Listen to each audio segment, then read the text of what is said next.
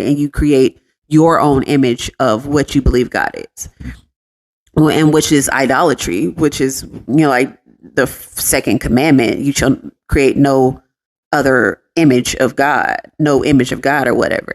And like we were talking about this today, like how we have formed our own image of God and limited him to what we can comprehend and try to put boundaries on him based on our experience. And it's like, but our God is an infinite God. Our God we're finite. He's infinite.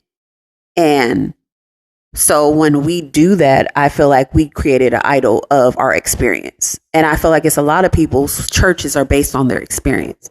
Like your denomination is based on your experience with God, and you made an altar or you made a idol of that experience instead of, again, living in the totality of he is so infinite. I can't limit him to this.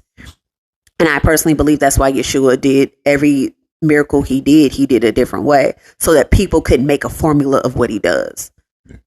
And I feel like sometimes we take what the disciples said about laying on of hands and like, that's the way to do it. You got to lay on of hands. It's like, but Yeshua didn't do that. And I don't follow Paul. I follow Yeshua.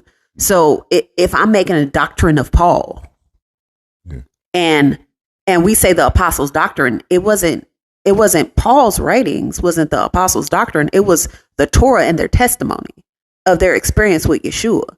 And so I personally believe that we've made a lot of idols of our experiences, and we've made like how, and I'm going to say something that might be controversial for some people, but this is my personal belief. I believe we've taken a lot of scriptures out of context when it talks about God's name. God only said one name. That was Yahweh, that he said was his name. And in the New Testament, he said the name that's above every other name is Yeshua, Messiah. If you want to say in the Hebrew, it would be Yehoshua. So it's either the Yehoshua or Yeshua. And it's because all we have is the Greek translation of the New Testament. So all we can do is based on the Septuagint that had his name in the Old Testament, which was Joshua, which was translated from the Hebrew, which was Yeshua or Yehoshua. So we can go based on that.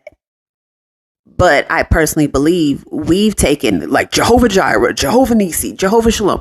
That's not his name. His name was, it said Yahweh. Yahweh, my provider. Yahweh, his name was Yahweh.